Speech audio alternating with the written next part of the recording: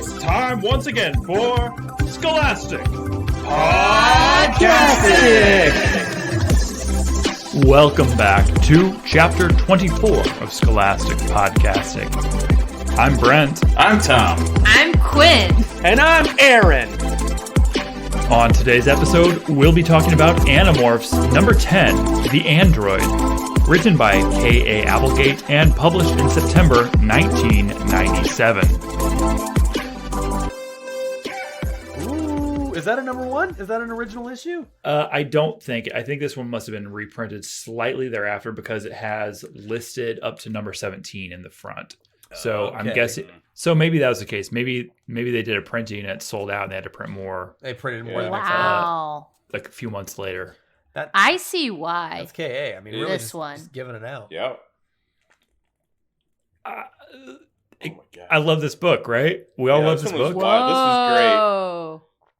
I mean, I was a little let down coming off the crazy existential crisis that Rachel's book 2 books ago put us in. Coming back in, I was ready for some shit, and we got like a pretty tame Cassie book with cute skunks and a force field. It was fine. This one brings us back into a bigger universe, which I am excited about. It's building some lore. I don't think it's very good lore, but it's building some lore. Yeah. It's truly what I've just come to appreciate now, where it's like just go bananas, you know? This one did go So, banana. okay. B-A-N-A-N-A-S. Great. Bananas. Brent, do you have something you want to ask? Because I have a question about 1997 I would like to ask the group. Well, in that case, let's do it. Would you like everybody to introduce themselves and answer your query? Yes, I would. Hi, I'm Aaron, and I have a question. There are some bands listed in this book, which I was very Okay, this is excited a whole. about. This is gonna be the whole first half hour. And Yeah. we can get to that when we get to the concert portion. But in 1997, what bands were you listening to? Oh, I got mine. I'll start it right away.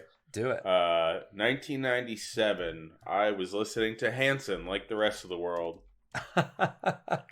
Okay. I believe 97 is when Mbop was debuted. Ooh. So Gotta do some Googling.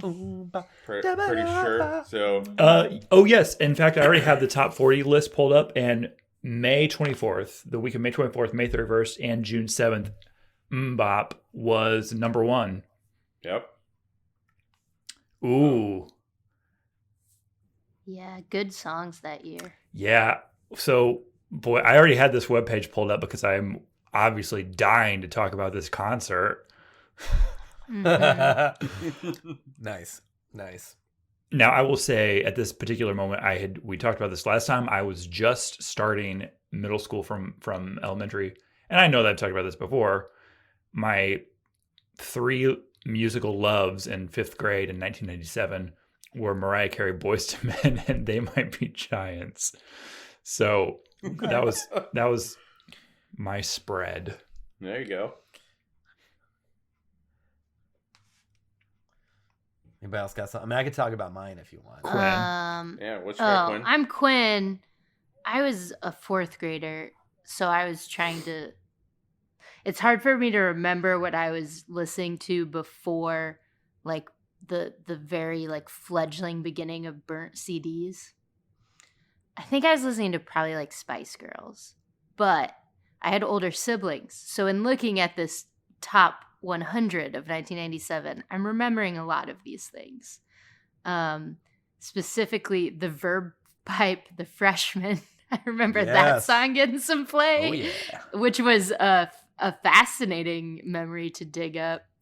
And then, let's see. I think my sister really loved Bitch by Meredith Brooks, which is on here. That was a good one. Absolutely. Man. A lot of, and I heard Savage Garden at the gym today, and they pop up on here. That was exciting. Oh, man. This was a good year. Unbreak My Heart. On the Wow. Oh, number one, Yeah. number 1 for weeks as well. Yeah. Jewel coming in strong, and Leanne Rhymes. Wow. Just a lot of really strong. Really strong. And a classic to this day, Semi-Charmed Life. Mm-hmm. we all still know that. Yeah, I want something else. We all know it. Baby. Right. To get me through this. So yeah, I remember, I'm trying to think of CDs I had. I had like Jock Jams. I did have Pure Funk. If anyone remembers that compilation CD. And the CD every small child had, I don't know, I think it would have been out at that point. I don't know. Was Aqua. You guys remember the Aqua Aquarium CD? Sure, Barbie they Girl were. CD. That Yeah. Barbie Girl. Yeah, no, I had it. I own that shit. Yeah, everyone had it. Hold on, what year did it come out? Maybe later. I see Barbie Girl on is 94. 97. Yeah, it was 94 in the top 100. Thank you. Yes. Okay, it was released in March of 1997. We did it. That was it. I'm right. This is the year of Aqua. March of 97, you said? Yep.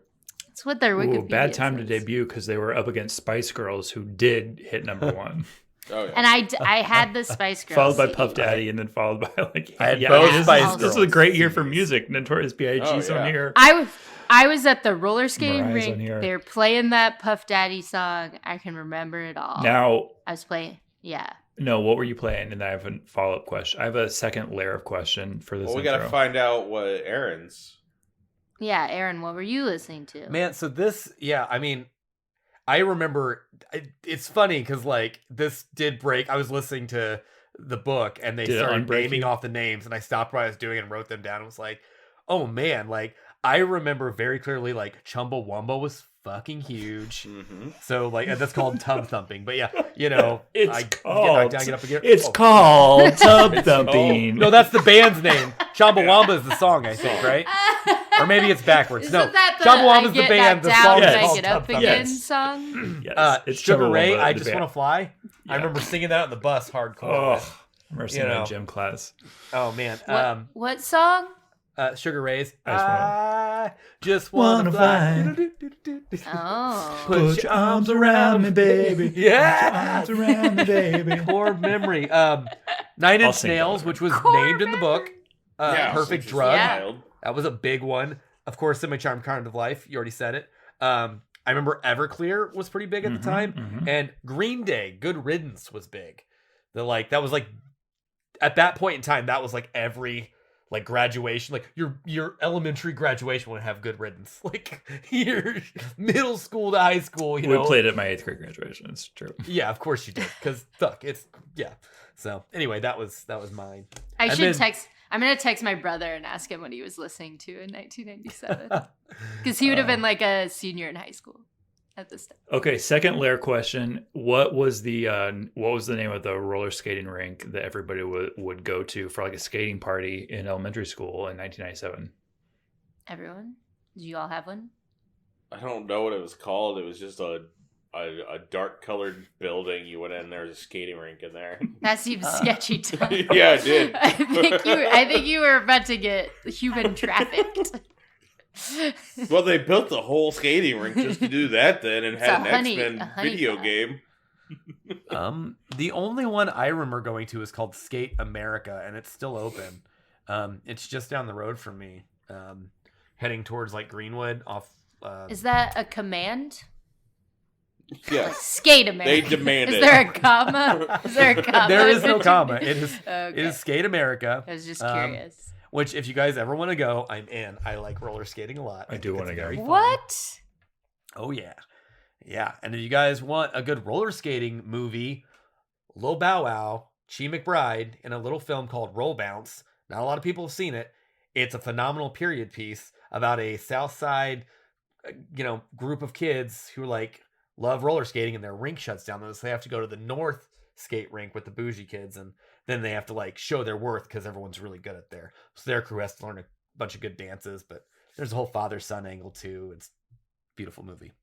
Anyway, sorry. I feel Skate like America, it's still open. I'll go if you guys want. I love I skating. said mine, I think, in a different one. But the local skating rink was called the Roller Junction in my town. Was it train themed? No. What was I the do junction remember- part? I Missed don't know. opportunity. I do remember the logo because, as I think I said on maybe a different episode, I played on their softball team a couple of times. I think we had this conversation IRL, Quinn. Yeah. Did we have this real? We talked about this when we weren't Weird. recording. It's weird. You guys And talk they're- when we're not recording? I record every one of our conversations. Oh, Yeah. Sometimes, Maybe for safety. believe it or not, sometimes we're just speaking. Their logo is like 2 roller skates with like little wings on them. Nice. And I distinctly remember one of my softball little league jerseys for them was like a lime green with a purple screen print, and I thought that one was dope. I should go home and find that because it's probably still around. I had a lot of cool ones, like a Super Test. Played on theirs. You guys have a Super Test where you're from? What is that? A gas Yeah. station. Super Test. Never heard of it. What were some of my other? I had a Dairy Queen one for when I played for the local Dairy Queen. Classic. There the 2 T-ball softball teams were always named after the rival photography studios. Here, I am Jerry's here for photography that. versus Julie's photography. Oh, And I God. believe I played on one different one each year. And I remember the Jerry's photography jersey was teal with pink screen printing, and the Julie's photography jersey was light pink with darker pink screen printing. Now, did Jerry and Julie ever See, we make a don't love know. connection? Well, I actually do know because Julie is my friend's grandma. But yeah. Jerry is somebody's grandpa, so Right. They could be one and the same. I feel like in a photo that is on our like channel, I am wearing the Jerry's photography. okay, we'll one. post that. If you- That'll be on the Oh, perfect. that'll be online. There, wait, I'm finding You it. you There said it a is. bunch See? in the chat. Jerry's. Check it out. I'm wearing acid wash jeans, and my shoes are very cool, but do not match. Look how big Oh, that yeah. mitt was. What was I doing? So my skating rink is called the Roller Cave, and it was That prehistoric rules. themed. Yes. Oh, man. No one can beat that. No, It was can't. incredible. Oh, shit. Oh, so they had like cave people painted on the walls and dinosaurs and stuff. Now, standard skating rink with a little dance floor in the middle that lights up on the bottom, you know. We did not have that. That is cool. Oh, Yeah, a few lights. random arcade games in the back. You Yeah, get obviously we you had get that. your huge what's the long red vine? You get your red vine. You're gonna want Nerds that. rope. We didn't have that. It was had the bear, you- like the naked nerd rope, which is just a red vine. Right. The What the naked. fuck? nerd. Wait, I have a question, Brent. Yeah. I have a question. Uh, Because there was a thing at my roller rink that Mhm. I didn't go to because it just wasn't something I did. And I want to know if you guys had the equivalent. And that was a thing called the all-nighter. And I don't know how often it was. Some people made it seem like it was like every weekend. But this was where the like precocious we could say cool? I don't know. The kids who were going and doing stuff way beyond things that my naive little mind could understand, they were doing it there in the bathroom at the all-night. wow. It was like a late night skating thing. And I don't know how it was allowed, but it did exist. And did anyone else have? There was also the disco at Indiana Beach, which was another place where people did things I did not know of, nor was I allowed to do. And I didn't know if you guys had those things in your communities. They revolved around the beach yeah. or the roller rink. Yeah, the roller cave, you know, I have to say, I think I probably only patronized while I was in elementary school, and those things were certainly unaware as options for me at the time. Right. So, because we had skating parties, you had once a month, you had a skating party for your whole elementary school, Yes. so all your friends were there. Okay, we had that Oh, too. So okay. good. Yeah, and that's when people from like different elementary schools Oh, would like meet each other, interesting. right? Well, I think more so at the all-nighter, but my town had 4 different elementary schools and then 1 middle school and 1 high school. So middle school was the only time everyone was like separated. So that's when like, like cross elementary school crushes, just even being aware of other Absolutely, people. that there exists. I'm sure Brent would be able to name all of his. Well, I mean, yeah, and like if you were gonna go on that dance floor, well, and here's the best thing. Okay, is this the dream job to be this guy? All right, next up we got a backwards skate, so everybody skate backwards. Or even better, up next we got a couples skate, so everybody couple up. This next song is a couples only skate. Single people, get the fuck off of the skating rink. You're all elementary schoolers. It was a weird thing to do to elementary school. Beasley. Yeah. Oh, So Do you wanna- just preparing elementary schoolers for the rest of their lives, where you're frowned upon if you're single. I cannot find any information on if Roller Junction is still alive and well, but both Skate America and the Roller Cave are Roller open Cave. and have free skates. Or not free skates, but open skating for like adults. Really? Just throwing it out there, guys. Well, I think my next like major birthday, I was talking to one of my brothers about this. This is why it came up. I think my next like big birthday, I think a skating party at the Roller Cave is the only way to celebrate. Nice. It is a little pricey. It's like $10 admission, but then they drop down the rental of the skates themselves to like $3. So Not bad. yeah, I'll it's probably not bad. bring And it mine. comes with 2 slices of pizza if we do it on a Friday. So You can't afford not to. Same price though? That's amazing. yep. Okay, Beasley, would you please summarize this book, The Android? Totally. And this please is a include in Marco your book. summary the fact that it's called The Android. Okay. Animorphs, number, I don't know. The Android. It's a Marco book. You know it's going to be sardonic. You know it's going to be fun. Immediately it opens up with Marco being like, Jake, listen. We should turn into dogs and go to a rad Lollapalooza, I have to assume, with the band lines up. And Jake's like, I just got mad at Rachel and Cassie in the last book for using their morphs. I can't do that. It would be unethical. And he's like, yo, dude, fuck that. Let's go watch The Offspring. And Jake's like, I do like The Offspring, which I have to assume Come Out and Play was their jam. So they do. They come out and they play at the concert. They turn into cool dogs. Marco hangs out with some hippie couples, gets petted on. They smell like patchouli. Totally get that. Core memory for me as well, going to concerts. They go on in. They run into somebody that they used to know, that Marco used to know, I should say. And he doesn't smell. He's weird. Something's off about this guy, and he's handing out flyers to the sharing. So they're like, that's weird. Eric King used to go to our school, went to my mom's funeral. Now he's with the sharing, but he doesn't smell. Let's hold a meeting. All hands meeting. They decide it's kind of fucked up. It doesn't matter. It does matter. Let's turn into fucking... Well, first off, they go, let's fucking check him out. So Tobias, Marco, Cassie take turns fucking checking him out. He gets hit by a bus, this Eric kid. And then they see him like blink out of existence and blink back in. They go, fuck it. That dude's not right. Axe doesn't know what he is either. So then they decide to sneak in to a sharing meeting to fucking look at this Eric guy a little closer. They choose 2 spider morphs, the wolf spiders, and the rest go as cockroaches. They go in and Marco gets eaten by a fucking crow and he's being digested and flown off.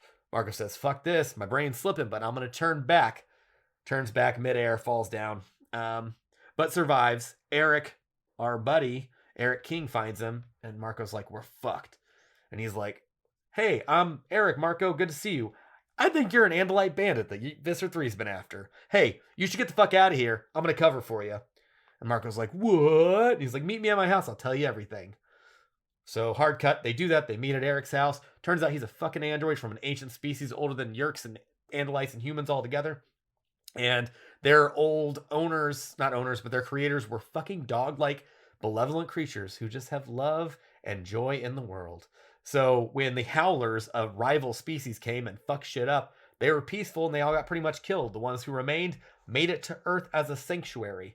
Earth had become ancient Egypt in time, and they kind of hung out there until they naturally died off. The androids, of course, are forever, so they stayed, but then they genetically altered wolves with the essence of these, the permalites, I think is what they call them, pimalites. So all dogs have a little bit of alien DNA in them, which makes them benevolent and loving. And the androids can't help, really, as far as physical stuff goes. They have they follow the 3 rules of robotics, I guess, so they can't harm anyone. And but there's this all-powerful chip that Visser 3 has got his hands on, and it's going to cause Y2K in the next 3 years and take over all the computers, so they got to fucking get it. And if they get that, they can reprogram these badass androids to be on their side.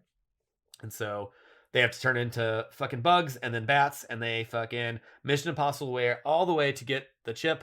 I think it's called a crystal, permaline crystal. They get it, and then they're like, fuck, we're kind of fucked. We can't just sneak out. So they have to fight their way out. Marco gets killed. Axe gets his arm chopped off.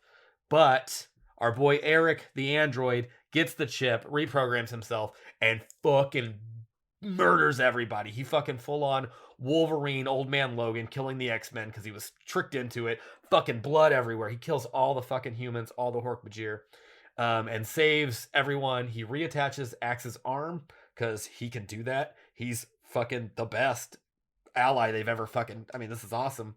And he literally restarts Marco's heart, and Marco gets to turn back into a boy and doesn't die a gorilla. And then he's like, hey... Eric's like, hey, man, I just killed a bunch of people, and I'm not okay. You can have this chip. I don't want it.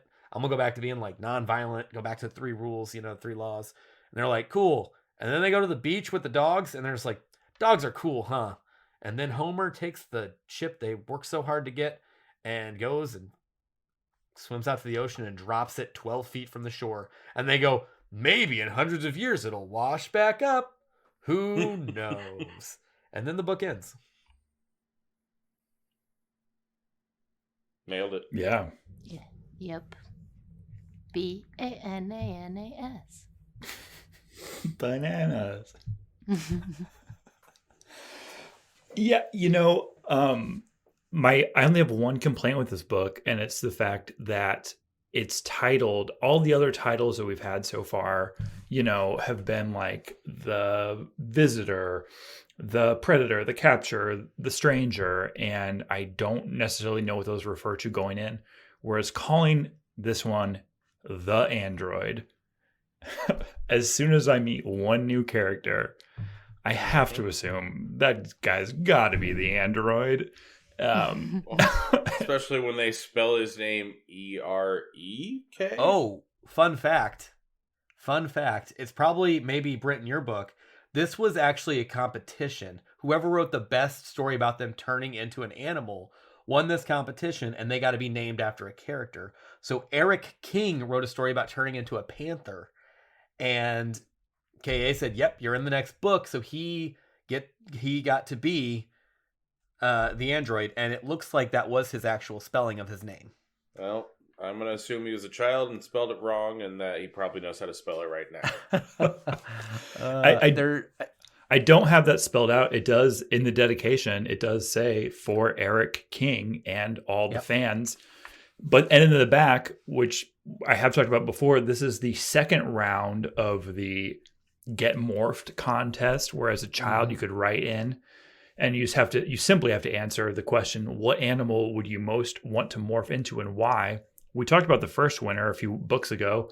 Now we've got the second winner, Eric A., age 12. Here's his answer: a polar bear roaring through the Arctic. I believe the polar bear represents pure strength. That's what they chose as the winner. And he got morphed. It had some real garbage things, dude. I assume David B. Mattingly did that for him. By the way, I gotta say, this morph of Marco on the front, I do not like this one at all. I do not. Yeah, no, it's terrifying. Not great. Not a great look. Not a great look, Marco. Man. Yeah, I don't know. This book was certainly wild. I did not expect. I don't remember the android stuff at all. Really? From reading it, yeah. So I was like, wait, what's happening? Same. So I don't think they play a huge part. I think they're Yeah. like support characters that come in every once in a while, but I think this is I as good of a resource as they are, I don't think they utilize them at all. Yeah. Which again is like maybe KA was like, maybe I went too far. Maybe these androids are a little too powerful. Too powerful. Because they can basically bring people back from the dead, which is like, bro, you don't have to lift a finger. Just come on missions with us and be our medic. Like, what are we Like, doing? Also, at the end of the book, they had such a sufficiently advanced computer that it could take over all Earth computers. Why not? Why not just give that to the Chi, who are also sufficiently advanced in technology, and have them weaponize that against the Yerks, which is not violence. You could also just probably give it to Axe and he could put it in a fucking Macintosh. Yeah. And like then be like, get a message to the president of the United States, like, So- hey, I bypassed all national security so I can tell you Oh yeah, there's an alien invasion. So these are the Eagles. Well, yeah, and we also these are the Eagles. These are our Eagles. we also on page 20 did just go ahead and straight say, yeah, we did. is it? I don't even know. Is it Rachel that he's just finally like, Yeah. yeah, she's just like one of those elves. She's in Lord of the J.R.R. Tolkien's classic trilogy, The Lord of the Rings. It's just like spelled out in detail. Hey kids, you want to hear something good? Go read that. Get in that Yeah. shit. Oh yeah. She also name checks Stephen King and Anne Rice. I'm like, okay, are you getting cocky, Okay, K. Applegate? Marco. Yep. Oh, she drops so much pop culture in this one. Like, we got the concert, we got the writers. Planet Hollywood. Didn't they name another book that we've covered in the past?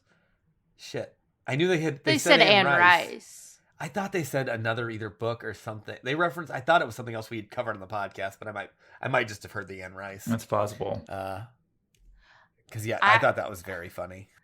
I thought it was interesting that okay, I used to be not into Marco because he was representative of like all of the early 90s tropes and like misogynistic things that were just acceptable. And he still is that, probably. But in this, he's like very cool. So I'm coming around. I liked that. My favorite part, my first thing that I highlighted was just the part where he said, and of course, our fearless leader, my boy, Jake. I liked that Marco is like people from Philadelphia saying John. He calls everything boys. And I liked that. I like when people call things boys. Just inanimate objects. It doesn't even have to be a real boy. Anything. And he does it later talking about the spider. And I was like, Marco, I think we're vibing now. Because he was like, this boy's something different. And I was like, okay, we're on the same wavelength. Yeah. Things are boys. Things are boys. Things We all are know this. boys. Things are boys. I would wear a t-shirt that says Things Check are her. boys. Check her. Check I- her. Oh. What are we doing? Oh, all Yeah. things are boys. I'm trying to think of how to Yeah. fit into ACAB. All things can be boys. Uh, I don't know. Always Always be boys. Always be are boys. boys. All creatures are boys. all creatures are boys. There we go. That's nice. That's sweet. So this book opens with Marco convincing Jake to be reckless. Even though the last book he was very like, we don't do this. We need to be serious about morphing. He's very easily talked into getting on a first hijink, which Yeah. Well, like he talks himself into it. He's like, but Marco, if you were going to go, then I would have to go to make sure you didn't get in any trouble, obviously. Yep. Which, I mean, let's face it, Marco would probably be trapped as a dog getting petted by girls who think dogs are cute, because that's the closest he's getting to these ladies that he wants so bad. Which is kind of sad for Marco. It's like, buddy. Do you think Marco looked cute with his new haircut? Yes or no? No. I think he should Oh, have kept rocking the Long mid hair. to shoulder long hair, yeah. Okay, So Brent. Based Aaron? on the David B. Mattingly illustrations, I'm going to say yes. Okay, we even know any yes. Aaron? I'm going to also say yes, but there's a backstory behind it. But go ahead and say what you're going to say. Oh no, I was just pulling you guys. Do I you? don't know. I still have to investigate further. I have like a whole wall with like various like red lines. String. Got Like- yarn tied to everything. Because Marco is like the only one who I like still can't envision what they're trying to make me think he looks like. Because they're like, he's short, but he's cute. But I don't know what cute means when you're like a 6th grader in 1997. Right, because when I was a 6th grader, between, I want to say, Or I guess they're older. How old are they? middle school. Middle school? 8th graders. Okay. Yeah. But yeah, there's a big variation between when everybody has Marco hit puberty. For me personally, that was Sure. the summer between 6th and 7th grade. So like that's a very different. Cute means a different thing. Sure. 6th grade. Did to you 7th get grade, cute, maybe. Brent? Did you come back to 7th grade and everybody was like, Brent's cute? No, it was like who? No, no, other way. Really? You were cute and it like I think ruined so. you? Yeah, you're the child actor syndrome. Like you grew up and you're like, fuck. Yeah. Puberty ruined you. So this book features Marco with a shorter haircut because Tanya Alicia Martin called KA. She's the editor. What of- are you of this talking particular about? book. I'm telling you, she called KA and said, "Hey, we've got this really cute model for the front of the cover Okay. for Marco, but he's got The- short hair." The And spider was like, kid? KA was like, "Yep." She's like, "You know what? Book him. I'll just make it in the book and I'll tease him, and then What? he'll have a short haircut for the rest of the series." So that's what happened. When I was reading that They- David B. Mattingly, the illustrator interview, he was saying that, he ended up having to work with different like models as it went on. I think only Cassie was the same model who stayed. So that's interesting though, that's what ultimately changed the writing. Yep. So, Wow. yeah, Art it's like imitating life out here. They couldn't right. find like one cool hairdresser who knew how to apply a lace front wig to a kid. we've seen the quality of the covers of these things, the bindings. That's true. This is a cheapy peepy company. They're just like, put these, charge way too much for an inferior product, but let's get branding going and let's get into fucking middle to upper class schools, and that is what Scholastic's model has been. So, it makes sense. Alright. They're like, nope, we're not bringing in multiple people. And this isn't a white model either, so they're probably like, how many people of color do we even have? 2? They both have short hair. Pick the cute one. I don't know this. I'm just assuming from 1997. Make sure he hasn't hit puberty, because Make then sure that he hasn't hit cuteness. Gonna be gone. So yeah, hijinks. They go to this concert. as Yeah. dogs. So this is the first shenanigan that we get into is convincing Jake. So Jake and Marco morph dogs so that they can go to, like, as Beasley said, it's like a Lollapalooza. Here's the bands. Here's the lineup as They we know didn't it. go see Jane's Addiction.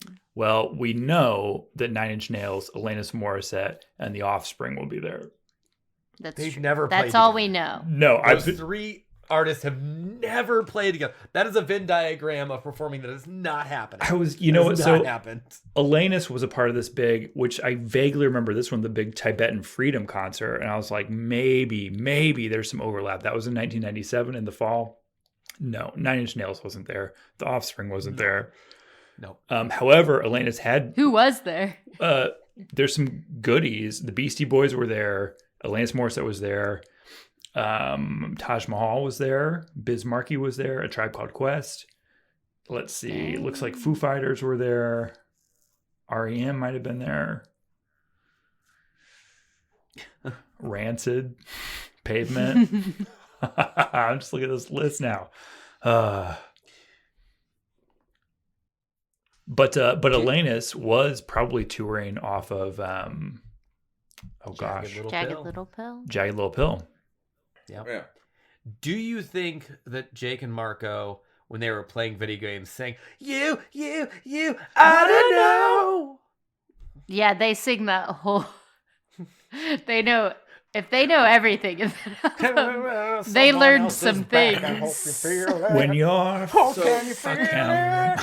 Yeah, they learned a lot. So- Oh wait, I forgot another song that was on that list. A great song, "Barely Breathing." Duncan Oh, yeah? Sheep, who wrote freaking "Spring Awakening." Fun fact. So, okay, Nine Inch Nails also very edgy as well as Atlantis. Like Nine Inch Nails, like that would be closer. That would be Downward Spiral. So the big radio play was "You Brought Me Closer to God." Like, Yeah. some industrial bringing it, and then it's also got the song "Hurt," which didn't go very far until Johnny Cash covered it in like 2004 or whatever, and then it became a huge hit. Right. What I like about this concert and them telling us this information is that throughout the rest of the book they do a lot of like phone call stuff for like we have to be very secretive and not say stuff, and we got to bring up the thing that we don't actually talk to each other really in front of other people. But I'm going to tell you that this specific concert with these exact bands is playing. True.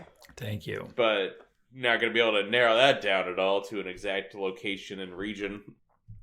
Yeah, I mean, so Alanis was touring in the fall of 1997. Let's see. It looks like she had, as was actually. So the Offspring had their Ixnay on the Ombre tour, and they, in the fall, they were in Calgary, they were in Edmonton, Vancouver, they were in Bremerton, Washington, they were in Oregon. I think that one might check out. We don't know if Atlantis was in the concert. I think it was an offhanded comment. He says, we need to know if Atlantis is a controller. So we assume she's going to be at the concert, but this could have just been an Offspring No, concert. he That's named an Offspring. I think he named them as all being there. Okay. I remember saying something about Atlantis being a controller, so. I marked it because this was exciting. Hold Bottom on. of page 5 for me. Yeah. Okay. I was also very excited. Nine when I Inch heard it. Nails, Alanis, Offspring.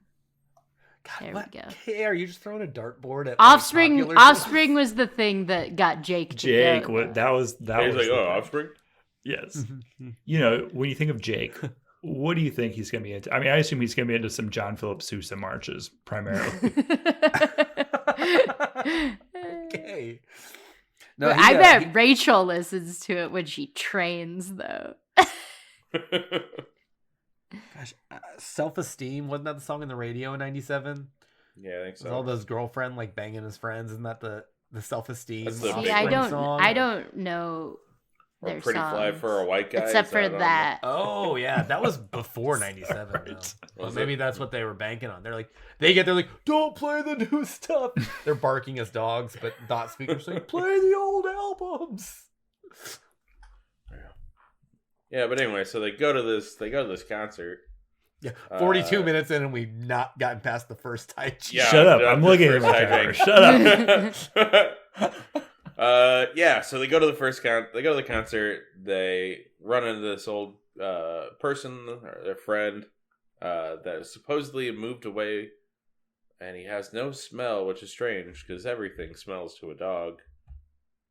He's passing out flyers to the sharing. He's passing out flyers to share. Their dumb dog eyes can read the words "the sharing," but they're like, he has no smell. Dumb dog eyes. So then we decide we gotta set up our second shenanigan, which is we gotta go spy on Eric. Is that right? Is that the next shenanigan? Yeah, basically they have a huge meeting. yeah. They're like, who gives a shit? And Marco's like, no, I got a feeling. And so then they go and they spy on him and they take turns. Yeah. Well, we also get that Tom answers the phone when Marco calls to forgot about talk that. to Yep. Jake, and starts asking Marco about his dad and if his dad would be interested in coming to the sharing. Because there's tons of single women and it's a ski or a water. They're skiing going trip, I skiing. think. They're going Yeah, water skiing. They're actually Oh, wait. more women than there are men, so that's like a big problem they're having. Did you guys want to know who is at this event? These are the people who are at this event. Boys, girls, older people. Ew, older people. That's the entire. Those are all the types of people. I mean, The- not for Peter, aka Marco's dad, who's I guess single I don't- and ready to mingle. Line up I those don't- older I don't think he people. is. I don't think he is. Did don't you think skip Peter- over that Come on. entire chapter? We get some backstory. Yeah. Peter needs to get back out there, okay? It's been a year? I don't know how long it's been. Marco lost I think it's been a few. It's been a few years. He's gone through a rough time. He's on an upswing. He's thinking about going to work for Matcom, which, spoiler alert, we'll find out about later. He's doing great. I think Peter needs to take some time to help his son recover from all of those meals of M&M's white bread and milk. And I think maybe that would be a little heavy on our boy Marco right now. Oh man, sorry. I just am reading ahead over Peter. Oh, he's got an arc ahead of him too. I can't. No, don't read ahead. I'm doing like What? so little I'm sorry. research because I don't want spoilers sorry. on these so characters sorry. that I love. I just clicked on Peter's wiki and it just, I didn't even know his name was Peter. That's a spoiler. You never click on specific wikis. God, it's huge. He's huge. No, it's not that big. He's mentioned. All right, like hang on. 6 books. Let me click on Eric's. Oh, Eric was in the TV show. Oh my god. Yeah. God, you guys. The TV show, I think, covered the first. They merged books, so like they would do 2 books at a time for one episode. Well, I don't know how And you they could. did. I don't know how you could possibly condense. So much fucking. Well, and happens. that's why like the show our got next canceled. thing. Yeah. Well, so that much and happens the- just like this next morph. Spider. Just gotta move it along. we could make puppets better than that TV show's puppets. Do you guys Let's want to get talk together about and the review spider. an episode? No, I want to talk about the I spider. want to talk about the spider. When do we get to the spider? Oh, we didn't Right talk now, about Eric we're getting hit by a at the bus. spider. Jesus. Tobias They see him. and Marco see him. They're flying Osprey and Offspring. Wow, Osprey, we're really going backward the Osprey from the and boys, the girls, the- and the the older people. red-tailed hawks. Mhm. They see Eric get hit by a bus and flickers out of existence. I don't know where we're at. Yeah, no, we're ahead. We're And that's ahead. when they go And back. no yeah. one And no one cares. The bullies ran off. The bus driver never even noticed and drove on. And that's how that is resolved. And they were really like, hey, that guy we thought something weird was going on with him. Something weird's going on He's a with him. Terminator. and then here's Right. And now we move on to we're getting a wolf spider. but when Cassie's casually holding a wolf spider this is important. Ugh. in her hands. This is They're important because when they go Okay, back, what is it? when they go back to the to have their little team meeting, and they're describing that scenario that just happened, Rachel specifically says, "The way you guys describe it, it sounds like a robot." And this is also after. Here's why this is important. They ask Axe, and he's like, "I don't know what that is," and then Rachel's like, "That sounds like a robot based on that." And then Axe is like, "Oh, yeah, this must be exactly a holographic projection. We technically have the technology to do that, but how would they maintain it?" And it's just like, okay. All right. God. Come on, X. Come on, Axe. Hey. He's a little shook from his last couple of encounters in the book he had. You know, I mean, Axe forgot about the eagles. And then Rachel reminded him that it's possible that the eagles could exist. He immediately, as soon as Rachel is just like, "That sounds like a robot," he has He's like, 3 "Oh, yeah, pages robots." of like, "Oh, here's how that could be powered. Oh, here's how a hologram could work. It's probably, it's not Andalite technology. It's not your technology." I don't know. Those are the only two. I also I did want a little, again, it being called the android to me, it was just like, okay, where's this android? Oh, new character. Got it. Done. Okay. Would Android. you like it if he weren't one and he were like a ghost and then the android referred to one of them getting like an early cell phone? What is an android? Yeah. But An electric ghost. thank you. You're welcome. Oh, there better be ghosts later in this. Same page. Marco says, as Axe was describing, it's probably a holographic projection, like your primitive TV, only 3-dimensional. Marco says, primitive TV? Hey, we have cable at my house.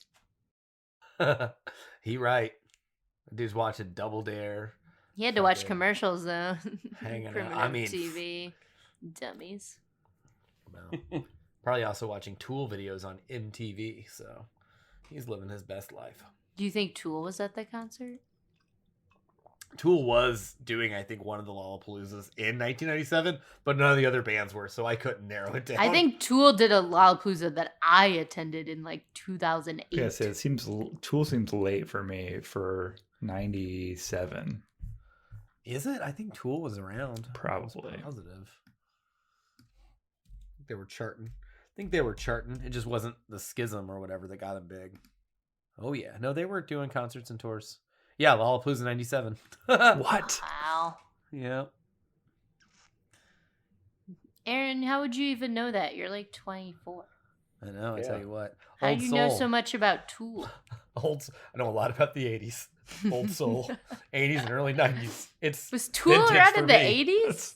No, I don't believe so. Well, that's like Okay. when in the book there's another one of these pop culture references where Marco is saying that like Having a rush. this old ass song called Girls Just Want to Have Fun. I'm like, Cyndi Lauper recorded that maybe 4 years ago before this, not 4 years, maybe a decade before this book came out. I don't know, Marco. I understand that you're 12 years old. And you're 13, written by like a middle-aged white lady. who probably loves Cyndi Lauper. Yeah. Well, I don't know how old K.A. was. Actually, don't know if K is white. Sorry, K.A. Don't know.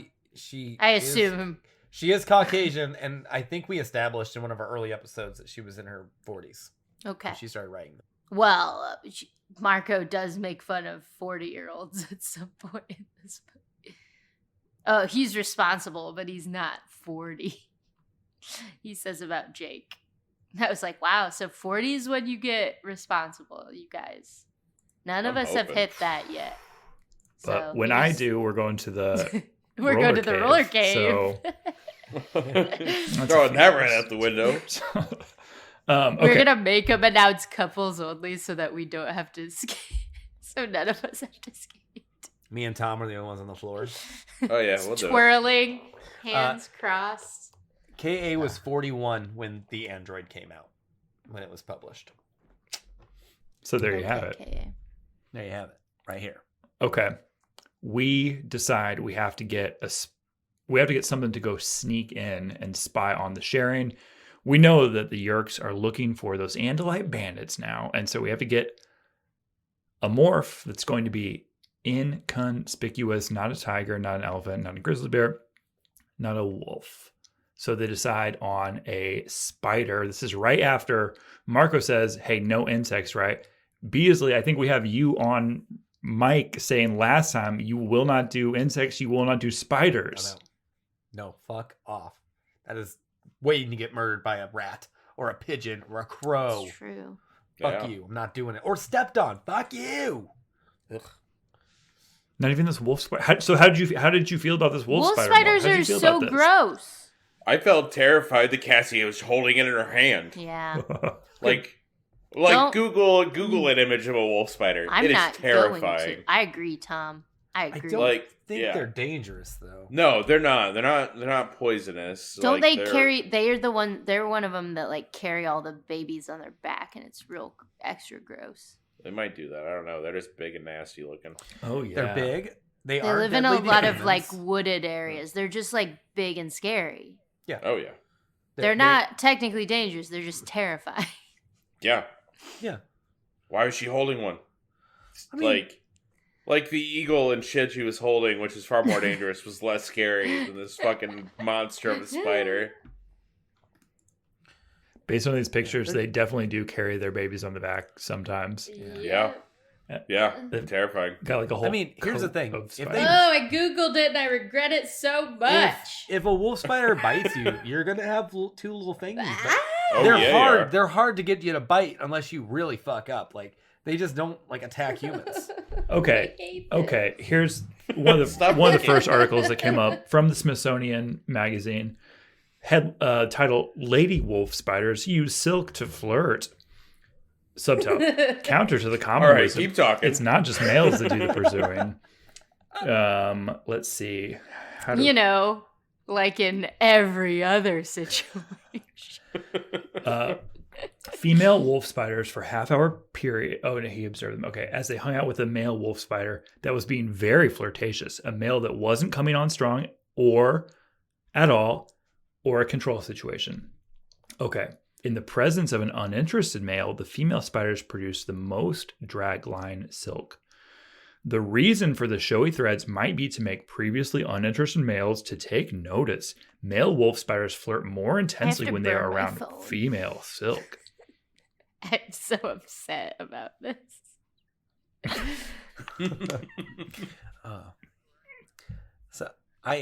This is exciting. This is categorized, by the way, in Smithsonian Magazine. It's got a few like little geotags on the bottom.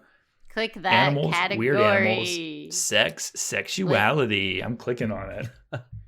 Oh my god. Half of these earwigs use their right penis. The other half use their left penis. Why? They got two? You know what? I changed my stance. I'm turning into a fucking wolf spider, so I have two dicks. This guy fucks twice as much now. I looked up just like an Anderson. There's like this little page, DNR page about it, and they have this thing where it's like wolf spiders have great vision. Shining a flashlight at ground level will often allow one to see the green shine of the spider's reflection from 10 to 30 feet away, depending on the size of the spider. They're rarely pests and sometimes wander into houses, where their large size often frightens homeowners. So, guys, next time we're hanging out, let's flashlight some ground and see if we can find a spider eye. Man, I'm going to flashlight ground everywhere. We'll be doing that on a live stream. It's just the hunt for the illuminous wolf spider. I just want to know which way to run. Because it's not toward it. Fuck that. Okay, we have to take a break to listen to some ads for other podcasts. We'll be right back.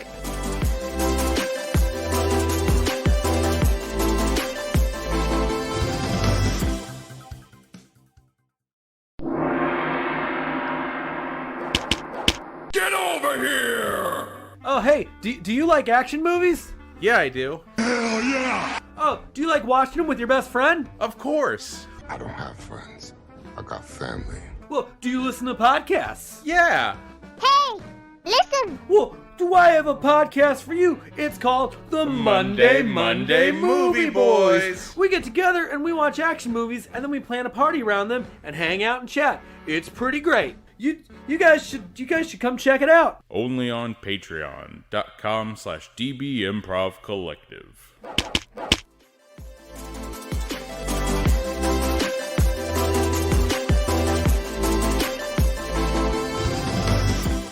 Okay, we're back. Okay. Yeah, so they fly towards the lake. Yes. In the mountains where the Sharing is holding a water skiing party. Yeah. Girls, boys, older people. They got them all. That's the three. They got them all. And as they're flying there, Axe is explaining to them what happens when they morph. And we start to get a little bit more information about Z-Space. Here's my question. Is this a joke? Here's my new segment. Is this a joke or no? Axe is explaining to Marco about what happens when you morph. He says, I don't really like morphing tiny animals. I keep thinking about all the rest of my mass. Marco says, you're what? Is that an ass joke? I mean, it's Marco, so absolutely. Yeah. Yeah. Like, yeah.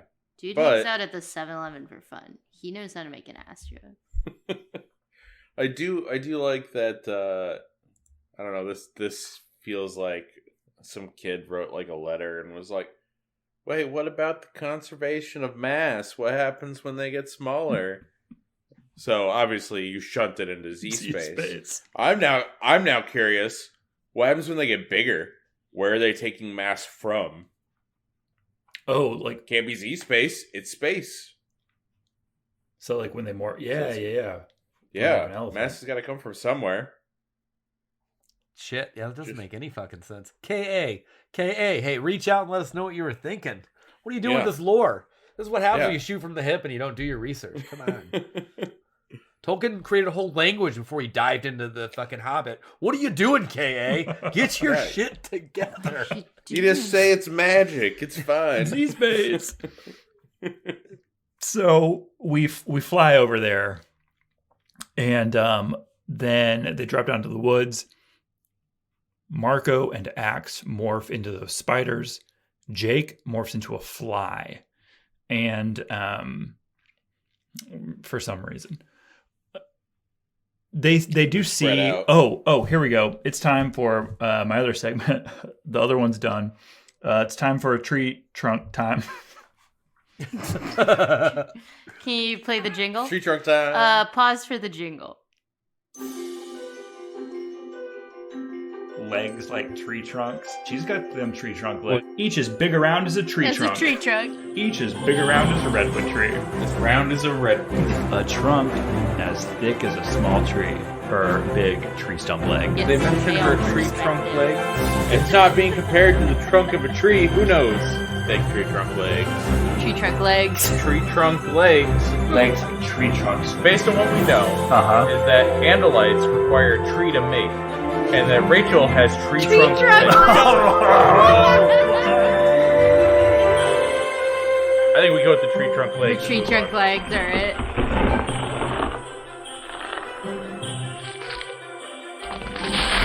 Tree trunk time.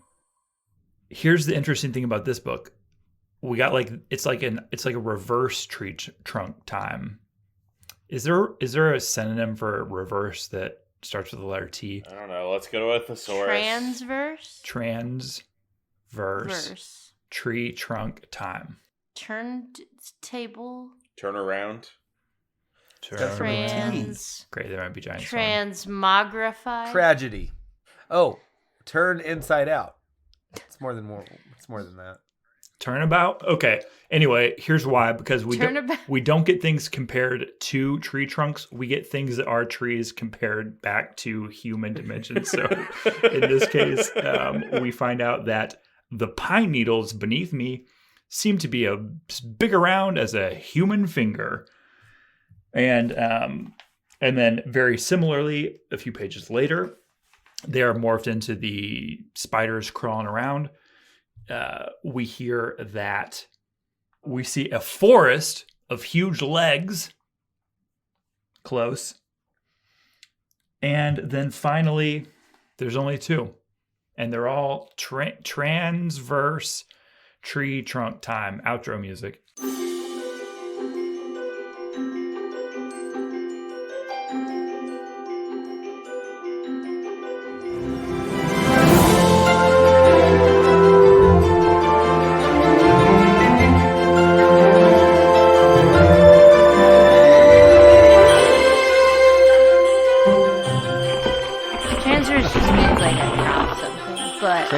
It felt like it could work. Transpose.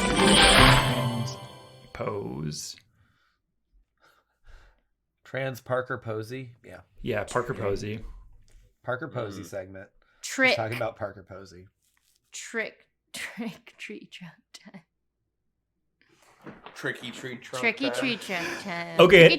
And then a crow comes down and eats Marco. That's true. It's the best part. What the fuck, man? So Marco, if K.A. wants to be Rachel, she also kind of wants to torment Marco. Always. Dude's had he had a fin bit off once. He gets eaten, and he fucking dies in this book. Like, straight up gets a fucking huge gash in his guts, can see his insides as a gorilla, and his fucking heart stops beating for like, who knows how long? An hour? He's fucking dead. Man, K.A., why you gotta punch on Marco so much? You just hate sardonic people, don't you? You did it to yourself, K.A. You created him. I think it's to actually balance out the level of power he has with the morph that can drive a car. He's basically a Super Saiyan at that point. They're like, whoa, we gotta pull him back. Just like we can't have these super androids being a good resource. Yeah, we gotta show him have weakness so he can drive a car as a gorilla. Right. And so in this case, it's about here's the weakness of this one though. He's a little wolfy spider, and a crow eats him. A crow swoops down, literally eats him, flies up into the air. And what does Marco do? Marco starts morphing and bursts out of a bird throat. Yeah, after he does a thought speak scream to alert every year on the mountainside. Man, what do you think? Like, you're just like hanging out, playing some beach volleyball, shirtless, oiled up, and you hear "Ah!" in your brain, and you're just like a child death scream. You're like, oh shit, like you're not a controller. Like, you're just like a random dude who got invited to this cool place that there's so many babes, and you're like, yeah, I'm gonna hang with this cool group, and like in your head you hear a scream. Do you think you're going crazy? Do you just leave? Do you take a few more shots? Like, what's the solution to that? Because, like, I've never had a voice in my head that wasn't my own. Yeah, right? Like, God, that'd be terrifying. It's not like you can just go back to doing the volleyball game. No. Everyone's shook. Like, someone was eating a hot dog, and they're like, it happened. They're like, they throw their fucking hot dog. Yeah. You know?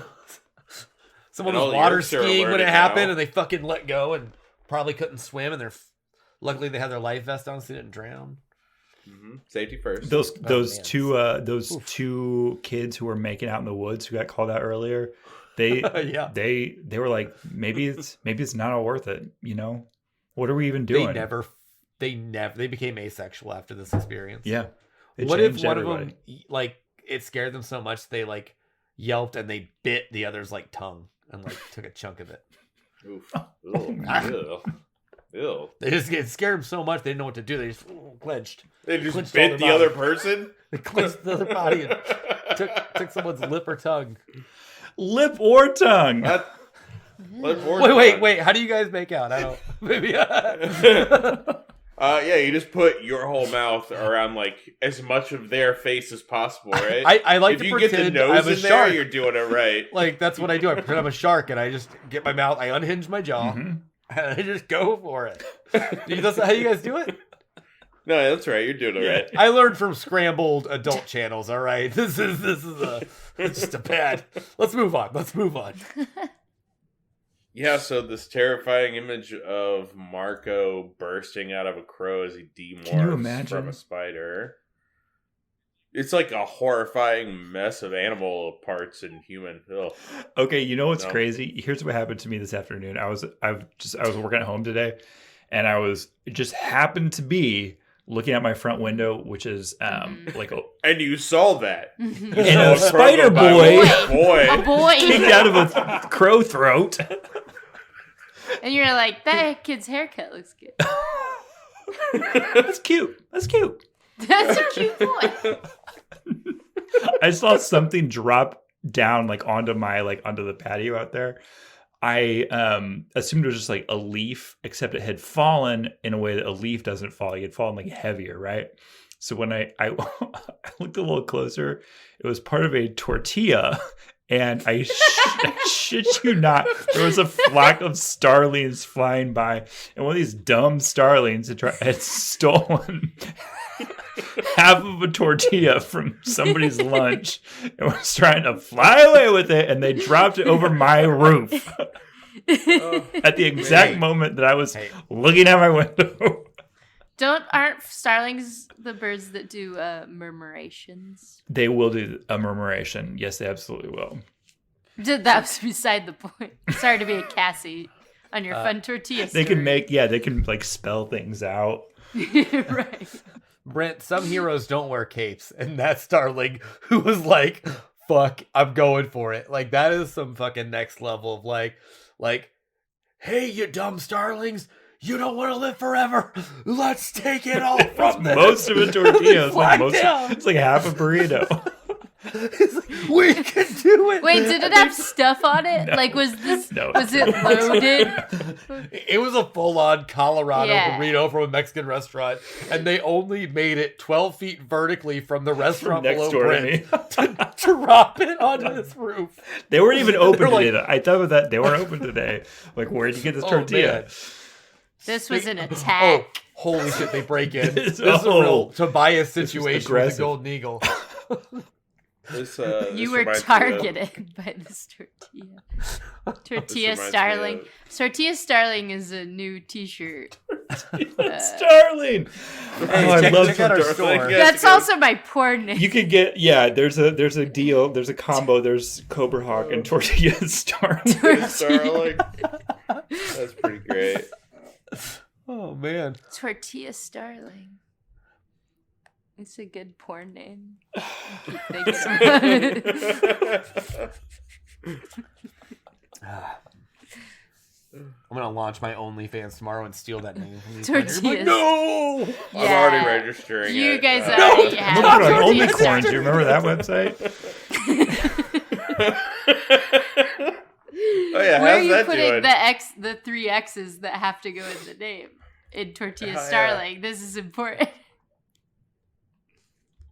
I don't know. Well, we gotta find out how only corn is. Instead doing. of checking out star, OnlyCorns. it's 3 X's and then just lit. Yeah, it's open them and go. Okay, also when I opened a new tab, a story was recommended. I swear it's listening to me. Here's the story. It's on Popular Mechanics. It's called Crows Are Self-Aware and Know What They Know, Just Like Humans. Now, what I saw was a starling. But the crow that tried to swallow Marco... Ugh. Wow, we are still here, and I can't believe it. So, Let's guys, fast forward. no, let's call gotta have 2-hour back to an podcasts. old episode in which No. I think Tom talked about crows in his neighborhood for a good 20 minutes. Oh, I might have. I was actually gonna mention I was looking up an article on how to start a trade relationship with them. Yeah, Oh, I remember yeah. you were trying to get Yeah. crows in your neighborhood because they Yeah. there was a story about like crows helping a kid or something. Like Yeah. a What? kid Say passed out and more. a bunch of crows that were being fed. Yeah, Like we've talked about this. Yeah. this isn't an episode. This is an Animorphs Yeah. like callback. We've Yeah, done this is a callback. We've done Because this. crows done remember this. faces, right? That's a... Yeah. Oh. And like you can trade with them. You can leave them out food, and they'll bring you stuff. Yeah. So There's I basically hope maybe by this time next year I'll have established a relationship and train them to steal tortillas from people. oh god. What if there's like a time loop where you meet an android and an elemist and they throw you back and it's you who trained the fucking starling, but it's a Oh, crow. shit. Tortilla It's a crow starling? who morphed to a starling. Ay, ay, ay. It's too much. Okay. No, I don't no, even know where we best are. episode we've ever done, guys. This is the best episode we've ever done. Keep This it is going. it. Marco Okay. kicks his way out of a crow and lands on the ground Jesus, we're Yes, he still does. here. to find We're still himself here. confronted, standing over him, Eric.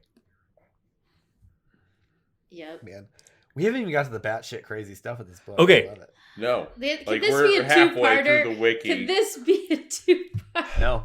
It can't. We don't do two-parters. It's just Oh, a I don't 2-hour-long like that. episode. I don't like you putting that rule out there. I'm so sorry. It's just going to be a 2-hour-long episode like the rest of them.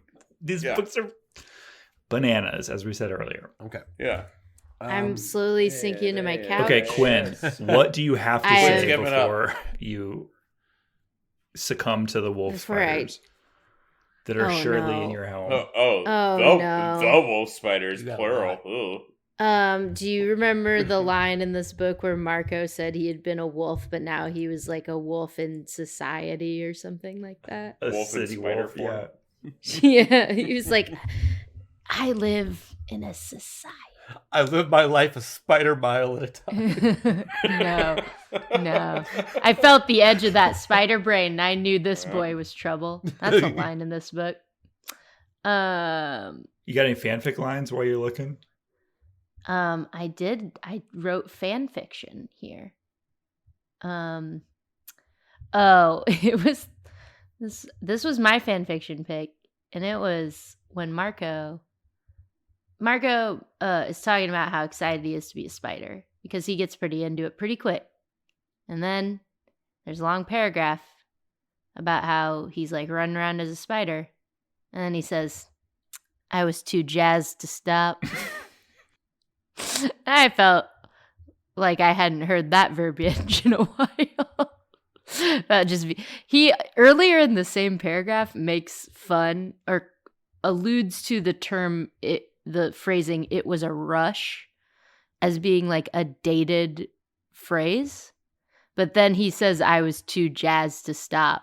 And I was like, to me, that's more dated, but I am not a 13-year-old boy written by a 41-year-old woman, so I guess I don't know. But I guess it's... Yeah, what were you actually looking for, though? What? I don't have anything else to say. I just want to get past this shenanigan. I have nothing else to say about this shenanigan. Marco is a baseball. Okay. Falling out of the goal. Nope, I'm So kidding. Tobias is flying through the mall. I'm so frustrated, you guys. No, Eric wait, comes across. hold on. I do have something to say. The first thing, I'll phrase it as a Oh my question. God. Did you guys like that the first thing that that Marco and our new friend Eric vibe on is a Hamlet reference?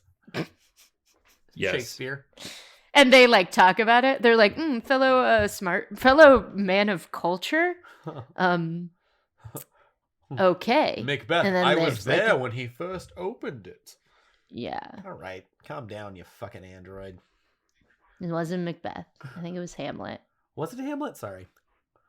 Yeah. That's much more of like a sad boy. I mean, Macbeth's pretty sad boy, but there's like witches and stuff. Hamlet is like the OG sad boy. So Eric is like, come over to my house. Yeah, I know you're an Andalite bandit, or what the Yeerks think. You gotta come over to my house. We're on the same side. Also, meet my android friend Jenny. Maybe it was them making out in the woods. I don't know. Ooh. I liked that Tobias. How often do you think Tobias watches people make out that he felt he had the like expertise to be like, they're gonna be at it for a while? I mean, what else is he doing? You know, he's going to like fucking high up sky rises and just like looking in like windows. Because he is a who's bird, banging? but he's also a boy, Yeah, he's a boy who's a horned human up, boy, for sure. a pubescent human boy. Mm-hmm. What would you guys do if you had the freedom of a bird and the hormones of a boy? I would go to Eric's house so he can show my us this God. cool underground park filled with dogs and androids. I don't Okay, know, man. okay. I'd fly a lot and I'd probably look at a lot of windows. Yeah, see what was That'd on be their HBO or whatever on the TV I used to throw away. Maybe I would Thanks, just Fuck like TV. Yeah. I would clock myself and try to race like vehicles on the highways, just to get an idea how fast I was. They go to Eric's house. I would. No, Tom, hang on, I actually have a please. good one now. No, I have a good one now. Go. I would go up to people and make them think they're having like a spiritual moment with a random hawk constantly. Ooh, that's Just actually really like- good. Make them feel like something truly amazing has happened here with this random bird. You do like the Robert Redford in the woods nod to them. Oh, yeah. Like, whoa. Maybe just like get a bunch of fortune cookies and take like the strips out and drop it next to them and just walk off. You would drop it Yeah, I would drop tortillas Drop a outside those tortilla fucking on windows. Brent's Yeah. house. I would drop a tortilla. I would just drop tortillas on Brent's house, but that's just me. Why's my roof covered in tortillas? I would only do tortilla pranks, but I've never been a 13-year-old boy, so I mean, I that's don't know. pretty funny. tortilla pranks. Pretty good. If the mind of a 13-year-old planned that That to Starling terrorize is a- the old guy in their neighborhood, me. I know you Starlings did this. I'll get you, I'll get you. Starling. Okay. They go to Eric's house and his Did you go outside and shake your fist at the Starling? obviously I did. What else are you supposed to do when they drop a tortilla on you? Tell Now them it's to on bring you. back toppings. I can't wait to do it when you're outside. That's That's like the a best. petticoat and like a scarf and like an old man cap before you walked out in the cold today. It took you 20 minutes to get warm before you walked out to yell at them and shake your fist. Yeah, they came inside to warm my bones. You made the soup right after. You had to take a break from it. You had to make some soup. Some Then tea. you remembered Animorphs and the cool lines where I believe in this book they said like I didn't need bones anymore. Don't need them. Yeah, that was it. That was like part that. of it. Who needs them? So we find out that the androids are a race called the Okay, G. Tom, They can were I created please? thousands of years ago. Do it, Tom. By the Pemelites. Okay, when A dog-like alien creature. It's true. Chi means friend in the Pemelite language. what? Jesus.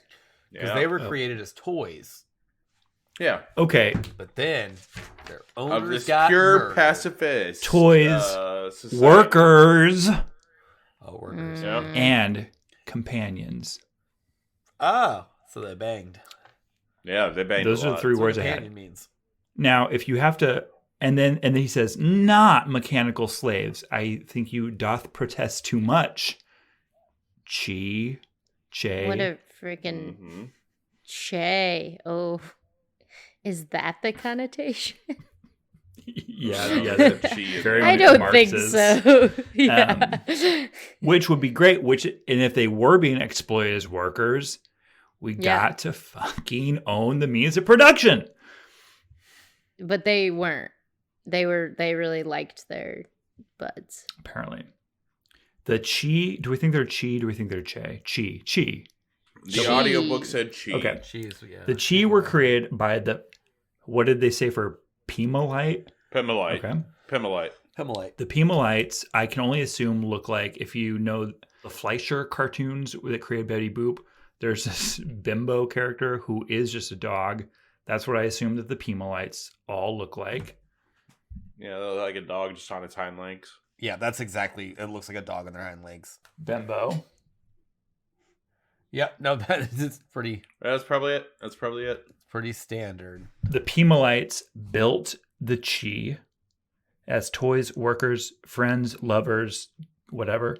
But then the Howlers, so we're introduced to 3 new species. The Howlers, attacked, utilized biowarfare, completely wiped out the Pemelites. However, their biological warfare didn't work on the Chi, and so the Chi have survived for millennia. Older than humans, older than the Andalites, older than the Yerks, and they were constructed to be 100% non-violent. Yeah, they seem to follow the Asimov 3 laws of robotics.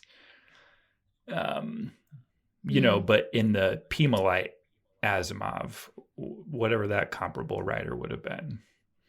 Yeah, that's what I was like. Ooh, the interesting thing here is we don't even get to worry about are these machines gonna try to take over? Because they're just like, no, these machines are all about peace.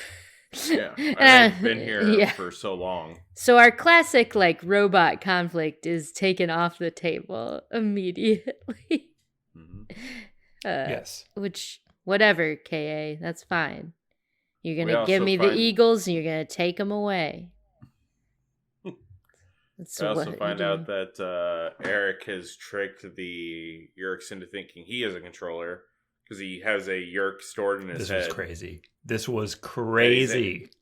He's able to produce Cadrona rays to keep it alive, and he just makes fake holographic parasites come out of his head when he visits the Yerk pool and just wanders around while What can't they do? I don't know. Apparently, they can do whatever they want except stop the Yerks somehow.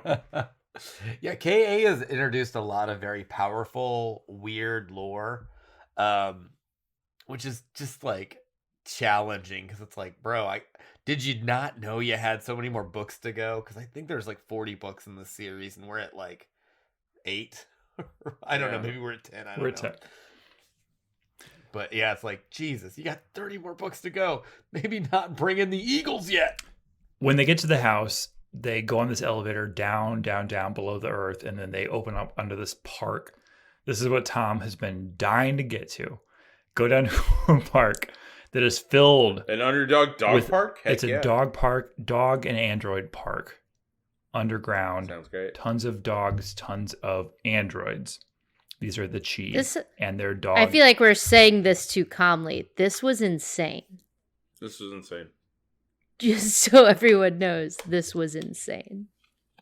How have the underground Yerk places and this not bumped up against each other. Like, they're both just hollowing out random portions of the earth. You figure at some point they would just accidentally hit. Good point. Maybe that's why Eric moved out of town with his family. They're like, oh, fuck, the Yeerks are digging. We better go make a new dog park. Yeah, I think you just get, what do they just give out a bunch of, I think it's just where we get all the background information and stuff.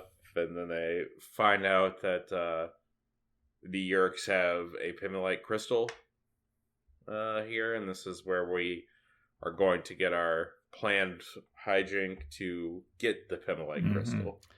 Yeah, we're just introduced. Weaponize them. We're introduced to a little bit of that history. We find out that the Chi.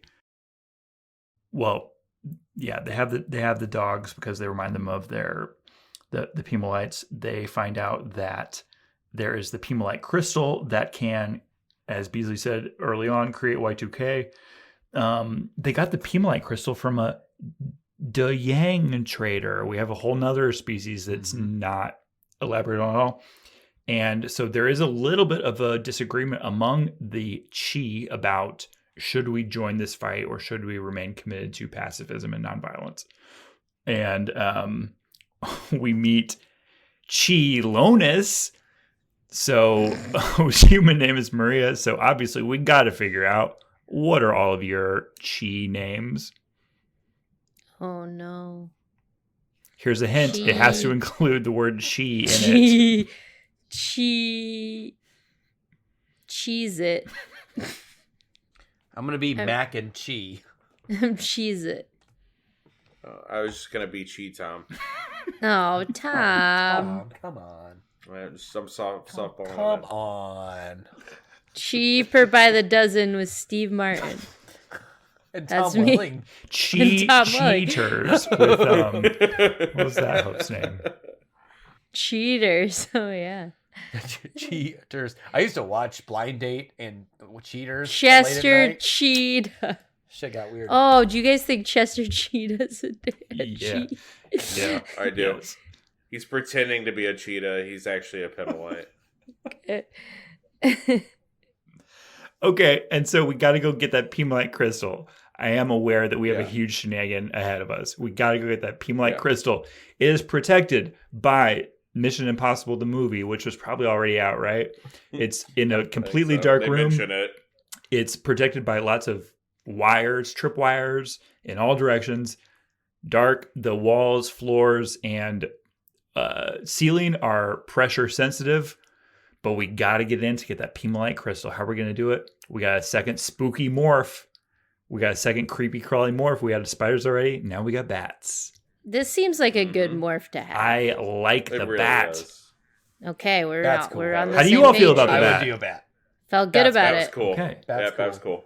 Positive reviews Oh, on the by bat. the way, Mission Impossible came out in 96, so 100%. They mention it in this book. I'm pretty Yes, sure they she mention does, Mission she Impossible, does. don't they? Oh, man. When did the movie Entrapment come out? They didn't do sexy bat butt. They didn't in do the air. sexy Oh, bat down. Sexy bat butt. You remember gymnastics. Catherine Zeta-Jones just like very a sexual awakening for a lot of folk. You're like, ooh. Just look out for those lasers. Yeah, so they morph the bug morphs to get in there. They crawl through the HVAC like every good heist. Yeah. Well, first we have like a little bit of backstory, right? Don't we have like a conversation between Marco and his dad, or his dad's recounting the best year of his We marriage? sure do. Yeah. And it turns out the best year of his marriage was probably when his mom was taken over by a Yeerk, and that she was able to like break free for like one moment while like they were asleep to let him know not to work for the government so he won't be taken. And that's why he's never gone into government contract She work. says, do not build weapons. Don't go into arms manufacturing. Just like, yeah. This is 1997. And then This is pre-Iraq war. This is before we had the lies about weapons of mass destruction. Let's get into it. Dick Cheney, Quinn just I got know a he's fucking trying to like second wind. redeem himself now. He's complicit. So is George Bush. Yes, call them out in the middle of this 3-hour podcast about an Animorphs Look, book. Look, they're both Hey, I'm trying to here for it. redeem their legacies 1.5. now. I don't hate that they've decided to make good choices now, but they're war criminals. Yeah, should what be do in you prison. think about George Bush's should art? Does it redeem him, yes or no? No, I'm so fascinated by it, and I'm so delighted that people can have things that bring them meaning, and more people should have things like that. And frankly, they're fine. The paintings are fine, but it does not wash your hands of invading Iraq and Afghanistan and justifying torture. Yes, Brent. Call them out. It's real yerk behavior. Yeah, what a real Visser 3 move. Yeah. Is this our first book where Visser 3 does not make an appearance? He's referenced. He's not shown up in other ones. Really? Okay. Yeah. Are you just sad you don't get to do the voice? Possibly. Yeah, so Eric ends up calling Marco like a week or two early and saying, hey, we should probably go now because the timeline for this has moved up drastically and we need to get it done. Did we talk Matcom? So the chip is at Matcom, and Matcom is pretty much owned by Yerks. Yeah. And that's also where Marco's dad has been like, they're trying to get him to come on board. Hence, Jake's brother telling Marco, hey, you and your dad should come see these young babes.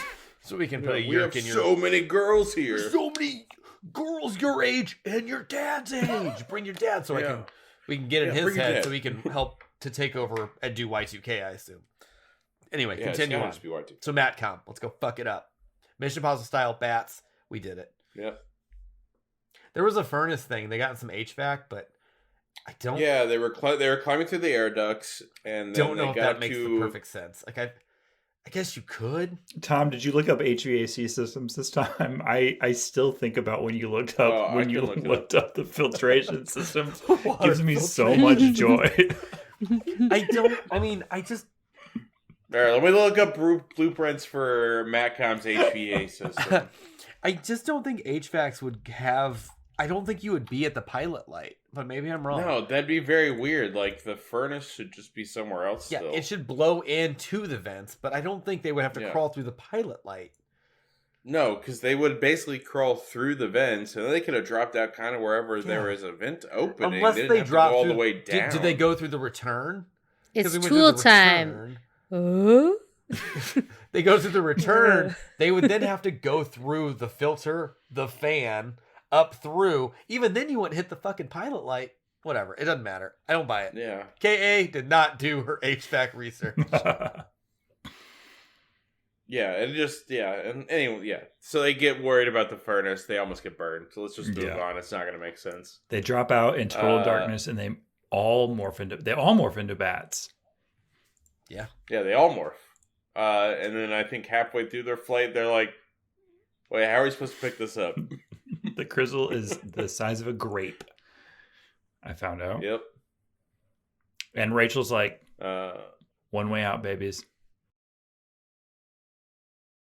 It's morphin' time. I don't even have to critique this plan because they critiqued it for me. I do like Axe being like, every time shit went where he's like, this was probably not the best plan. It's like, Axe, yeah, dude, duh. Get your shit together. It was pretty dumb. But I was hoping, and I'm wondering if you guys could give me a little teaser. Is there ever a point where our genius morpher, Cassie, can do like a little like Habsy morph? Because I was hoping she would be like, no, I can morph back like just my hand and like carry this out of here. So, he's already done a little half morph stuff. But I know she can do it, but I want her to do it like effectively. I will tell you, there is, because I literally just stumbled upon it before we got on here when I was just kind of reviewing some stuff. In the future, there will be a book in which one of them is able to combine a few different morphs to optimize badassness. What? Yeah. Yeah. Well, Axe has technically done it with his human morph. Yes. So, but there's one where someone combines a few different. In fact, one of the things they combine is a carnivorous plant with some other stuff. There is going to be some crazy shit that's going to happen, but don't worry, we've got years before we get to it. And I only say that not because they're far away, but because how long this one's going. Yeah. I was just curious. Just wasn't a good plan. Start to finish. It was rushed. It was rushed. Yeah. Oh, KA's rushing the ending, huh? You're right. Yeah. Well, 5 minutes. Let's find out what happens. Well, then we really had to establish the Eagles, because are we jumping forward to what happens? So, hold on. This is not as rushed as Santa Claus doesn't mop floors, though. They're different authors, different universes. Wild. Hey, right. I'm just throwing it. Same podcast. Reviewed both. We I'm not going to be too hard on KA. I don't think we can be the through line. I think we can. Yeah. I think our listeners would beg to differ. Yeah, they are spending a cozy 2.5 hours talking about Animorphs, the android, released August 1997. We're still under 2. Yeah, it's fine. This is shorter than some. I don't know what you guys are complaining about. Guys, I am in. I know. I feel like you just got a new life about as soon as we got into this final shenanigan. I feel like Beasley came to life. It was I'm a Rachel. This is Rachel. Rachel's like, how many? We got fucking 29 fucking creatures, humans, fucking AKs, fucking Hork-Bajirs. Yeah, I'm gonna be a bear. And I'm gonna fucking... Rachel wants to fucking kill. Rachel Soul is a fucking barbarian in the fucking Colosseums. Like, yeah. God damn it, coach. Put her in the game. Which, by the way, I have to say this about Rachel. We didn't get as much, information about her as we normally do. However, we do get on page 20. Rachel is, immaculate. She looks like one of those girls from the cover of 17. Beautiful, fashionable. And also an elf. An elf, bright white teeth, clean blonde hair. So, she's ready to go. So she morphs into a bear and starts punching doors down to get him out of there. She just runs through the wire trips. She punches down doors. They get down to the lobby.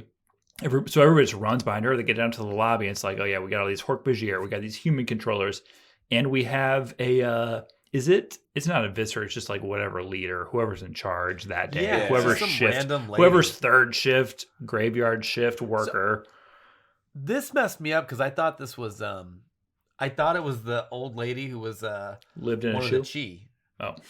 Yeah, the old lady who lived in a shoe with all the kids. And the Hork-Bajirs were kids. No, the lady who was like, hey, we're non-violent. You can't do this, Eric. Like, I'm talking to you. Like, don't let these people know our secrets. Oh, that's I thought she was the one in charge because the way they described the random controller. Like, and so she could have just like let him out. Yeah. Because they're already in with the Yerks. Oh, yeah. No. I was like, oh, maybe she's like, oh, I'm gonna like stop this because we don't want the permalite. We don't want to be violent, you know. I thought she was like trying to go against him, but again, that's another layer of the K. It was like, oh no, I've only got 5 pages to wrap it up. So they all start battle royale down there. Hork-Bajir, Animorphs, and all of their battle morphs, and then Marco's getting ripped apart. But he can see. He's got his guts hanging out. See through the window. Eric. He knows what he has to do. Do you think that if there was like a short film about Eric's point of view of this, like you would hear the "Oh, what you say"? It goes down, and that's when like you see a Hork-Bajir just stab fucking a gorilla and fucking rip and guts start falling out. Oh, what you say? And Eric's like, man, your recollection of how that song goes is pretty funny. That's spot on. It's spot on. As a huge OC fan, Hey, Brent, just go ahead. No, And he's just, got can you it. just like put that over what I was Yeah, I'll doing? just drop that. Yeah. Yep, sure. Just get the copyrights. Can and you stuff, auto tune me? And just, no, I will auto tune you. That would be fun. shatters in, and then it's just blackout. Yeah. So we don't get it. It's just blackout. We missed the big fight. Eric just fucking murders like 29 beings, or Everyone. however many are in there. Hork-Bajir. Man. Human controllers. I want to see that. We Kidding know me? Eric, all of go crazy. we know that he revived Marco, like gave him like a restart, like got his heartbeat going again. We know that he stitched up Axe's arm that was off. That's insane. He fucking lost an arm. Also, how did he lose an arm? Couldn't he just morph back and have his arm back? I wondered about that. Yes, he can, because we've established that when Marco lost a fin or something. Yeah. And then I think I don't know if it's on Patreon only or not, our reading of Megamorph when Rachel was injured. But it goes back because it's like, it's like I don't understand. I guess we've only seen it's it. only been from, one way. Yeah. So I don't know if they're human bodies, because like also wouldn't that mean they wouldn't age? I think Quinn's brought this up before. Like there's like a weird thing about it. It's like, do they? Because if they're still aging, if Marco gets his hand chopped off, Right. as a Marco, he can still morph into a bird of smaller mass or an elephant of bigger mass. But when he morphs back to himself, is his arm still gone? If it's, I don't know. Hey, K.A. Couldn't he also... Tolkien wrote a whole language before writing the books. You gotta do your work. She's got eagles. She's got eagles, and Where eagles dare. She's got just Sauron, just I guess. Morphing? Maybe. What was the? Oh, what yeah, did we decide the Elemis was? Tom Bombadil. Is it also eagles? That was Gandalf. Oh, Tom Bombadil. It is Tom Bombadil. But Sorry about Sauron that. was here. Sauron. Yeah, there's a tower with an eye on it. There It was even a called tower. something a like throne? Sauron. It was like a throne. It was just screaming about Bilbo Baggins. We'll get over it. It said Baggins and Shire, and it whispered it, and it was cool. It evoked something. So Eric's haunted with the memories of the lives he took and the violence he committed forever now, because he can never Marco forget. says, he why would a murdered a robot shit cry? ton. Yeah. Dummy.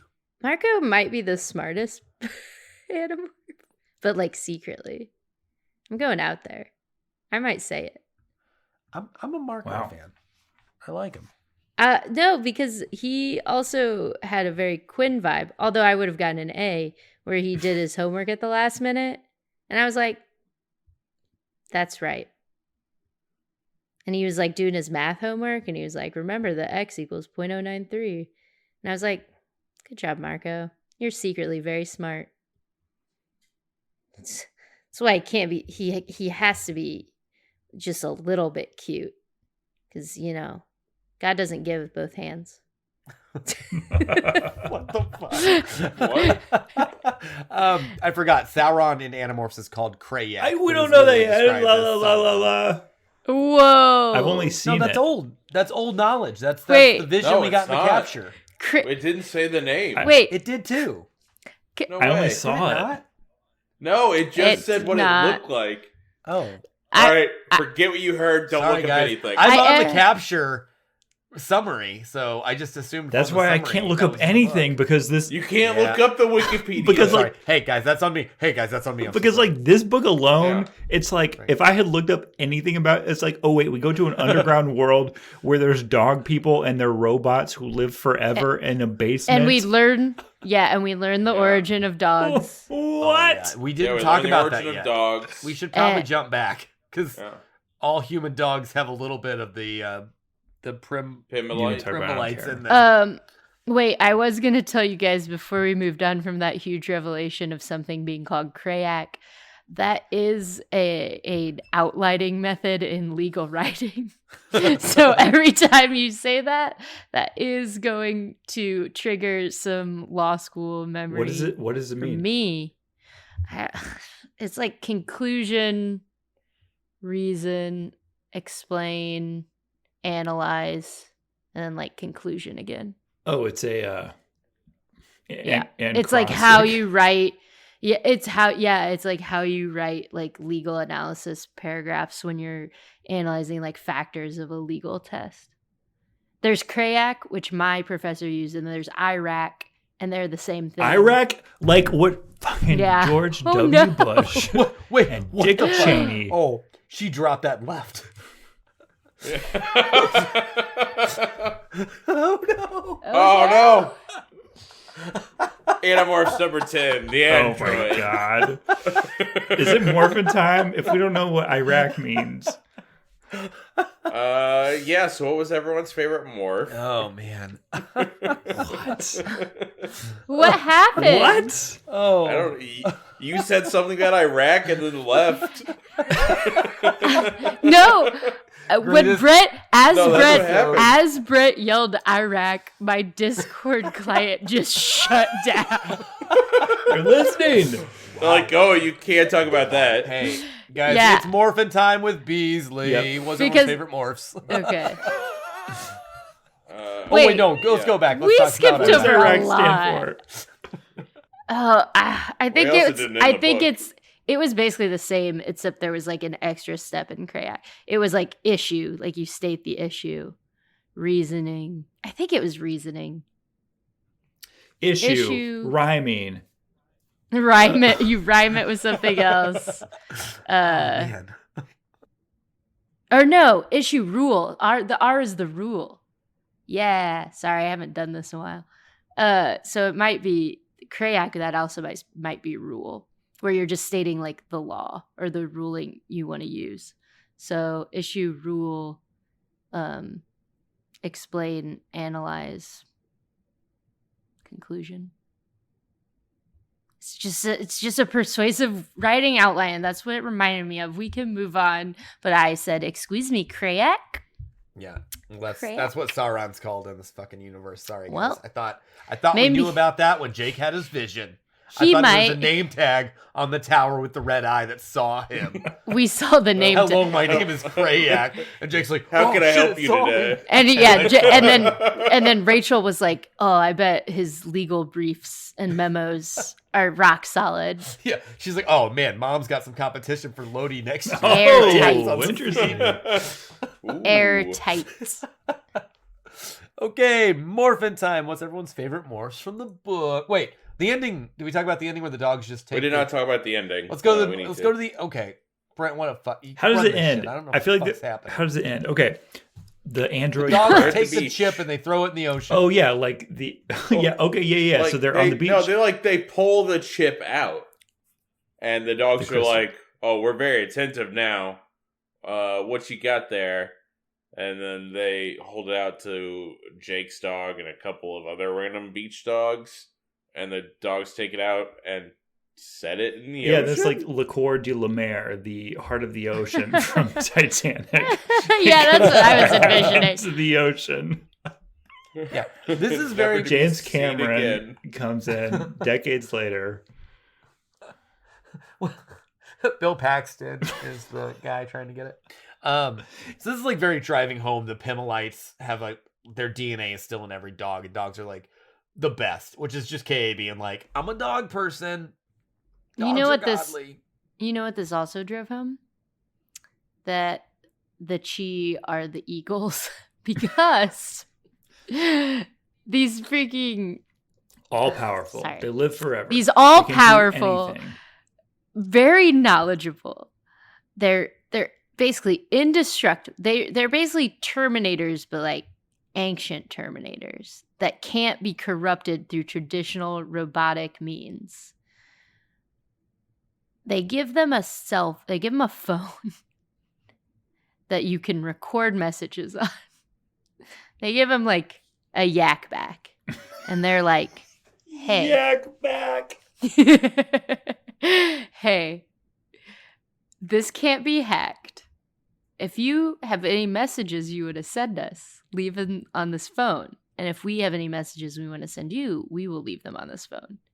And Jake, and Marco basically look at each other and go like, whoa, as if I don't know when that'll ever be useful, which was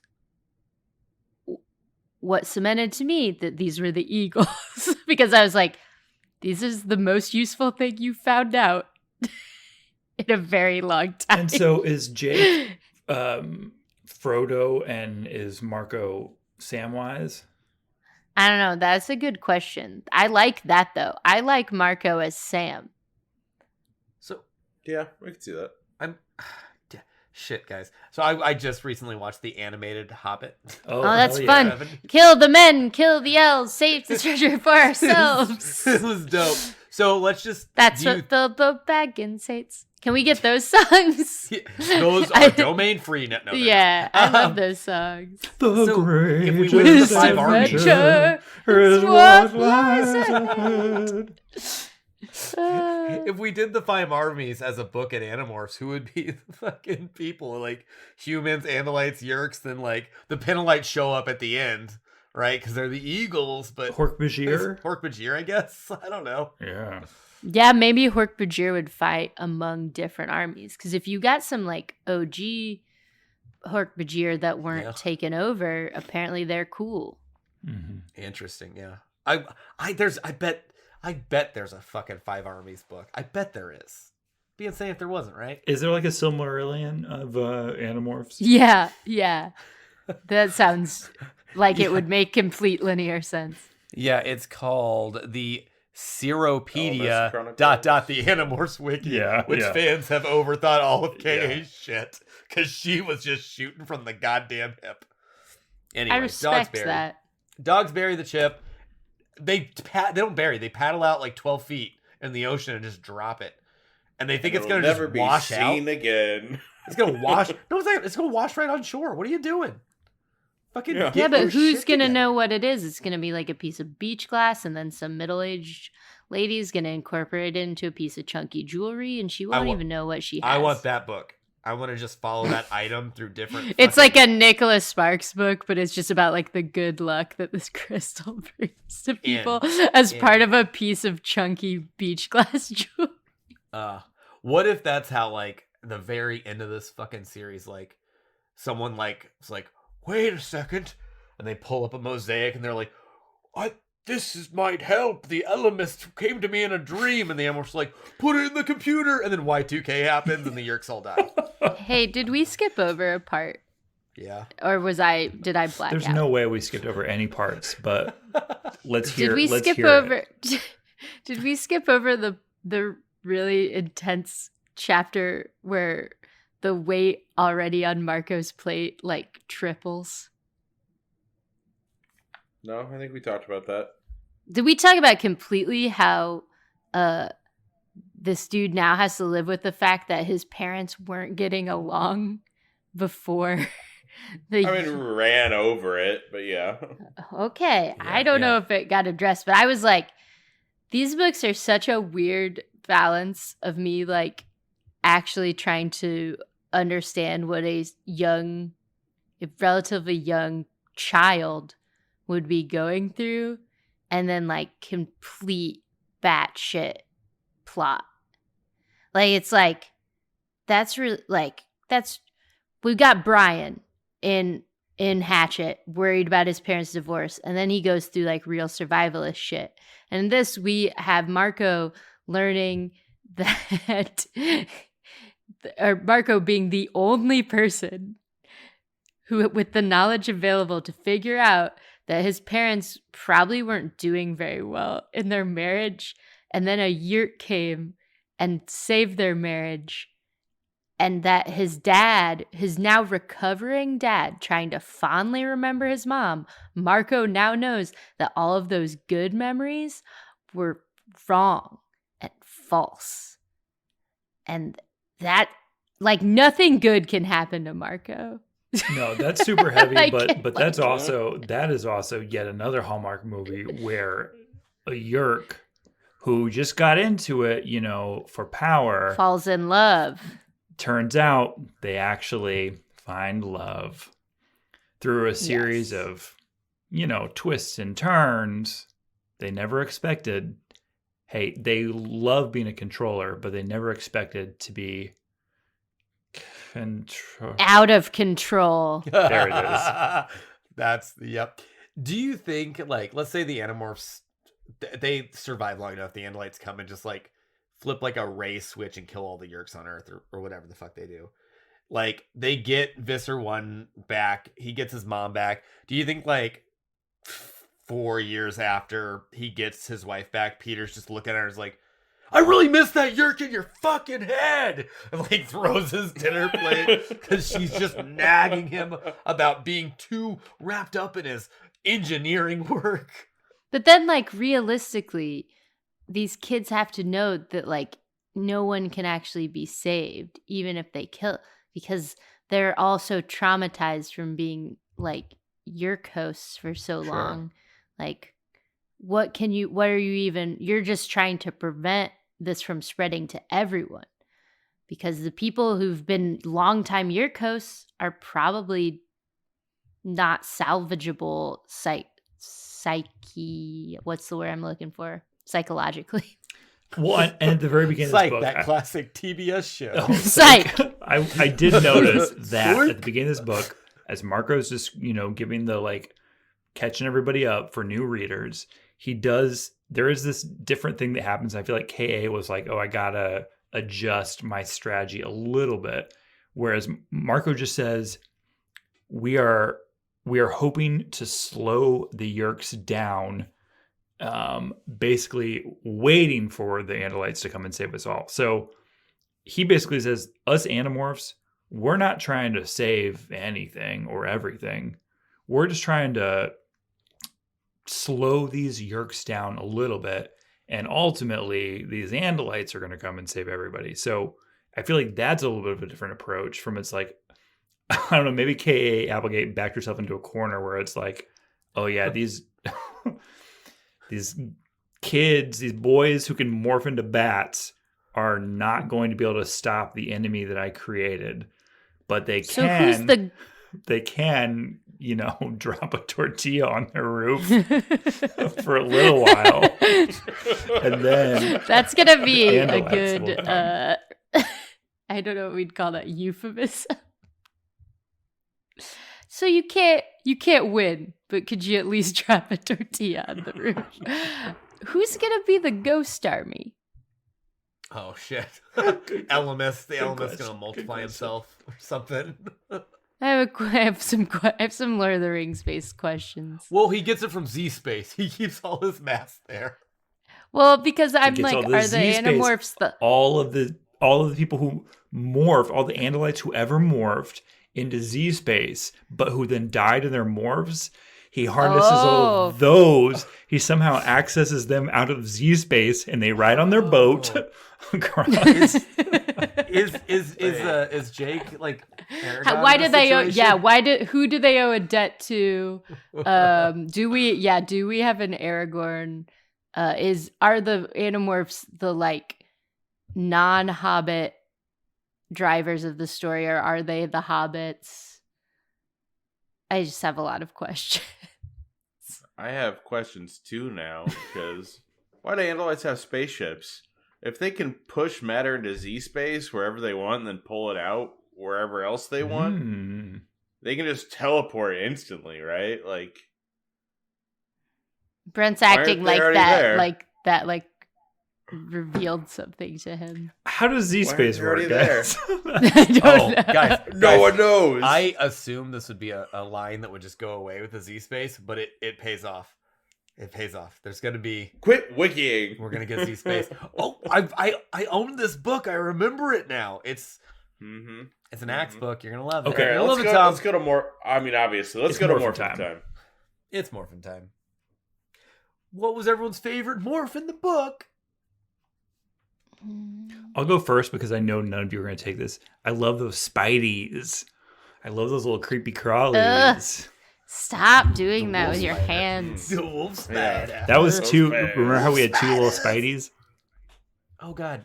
Guys, could our skate crew be called the wolf spiders and we can get, like, letter jackets? Yep. When we go to the roller cave? I would prefer if it were like half wolf, half spider. It's the But we Animorph have to cover, get, but like- instead of a human face, it's spider and wolf. Yeah. Yeah. But it has to be like a realistic looking one, so it's actually horrifying. No, it's gonna look like Lucas, the little animated spider. That's really nice. Oh, okay, I'm cool with that. Yeah, He's Lucas like, is I'm cool. Lucas. I'm a spider. I love those spiders. I don't give a shit. I love those spiders. Spider one's a good one. You'd morph to a spider, Brent? Yeah. Is that what you're saying? Oh, fuck you. You're insane. And also, look, hey, when Like- they're climbing in and out of the HVAC, they can just run up the walls. Like, right? Like, why were they even Yeah. worrying about I will give you that it seems like a useful morph. just Because scamper on up the wall? they need a tiny insect, and that seems like a better one than the insect They say they've had that so little far. dude is a predator. Yeah. He was a ain't worried about I'm going to shit. find that line because it was real. He was a wolf in spider's clothing. No, he says so. What does he say? What does he say? I'm not going to be able to find it. Tom's back. I'm so angry. Tom said, "You son of a bitch, I'm in." I'm gonna go with my morph. It's, them turning into the dogs. That was gonna be my morph. Yeah. I It's the dog. best one. Why would you not? Hey, why Fine, would then you I'll not take like- the actual best one. Ooh. It's fine. The actual best one's bats. Is that what Is you're it gonna bats? say? Yeah. The bats are good. It Yeah, is bats were bats, cool. you Bats are guys. cool. I'm actually I don't know why the spider is the one on the cover because I feel like the bats was the cool one for the book, and it'd be Yeah. cool to see Marco like turning into a bat. Well, it's because you put whatever's creepiest on the cover. Oh yeah, that's trying to get the YA boys to Yep. you know Get the boys. pay your The boys. fucking $5.99 in 1997 or however much these $3.99 according to the back of this one. for Not for bad. that is expensive in 97 for a book of that quality. But that was Scholastic, I don't know. baby. It's an amazing book. I think we talked about it for a while. Okay, don't miss Animorphs. Number 11, The Forgotten. What's the matter? Cassie asked him. Axe pointed at one of the view screens before him. On the screen, I saw stars. Then the moon came into view, a vast gray and white light bulb. And silhouetted against the glowing moon was a shape. It was like some medieval battle axe. The rear half was a two-headed blade. From the middle, like an axe handle, extended a long shaft. At the end of the shaft was a triangular head, very much like an arrow's point. It was black on black, and even if you had never seen it before and had no idea what it was, you'd know right away it was death. I had seen it. I knew what it was. The Blade Ship, I whispered. The Blade Ship of Visser 3. Shit, whose book is that? Ooh. I think we have another Jake book. When are we getting a Tobias book, please? Yeah, right. Where's our sweet boy? Well, let's see. Yeah, we got a Jake, Rachel. Yep. Number 13, The Change, will be our next Tobias book, and this one's big.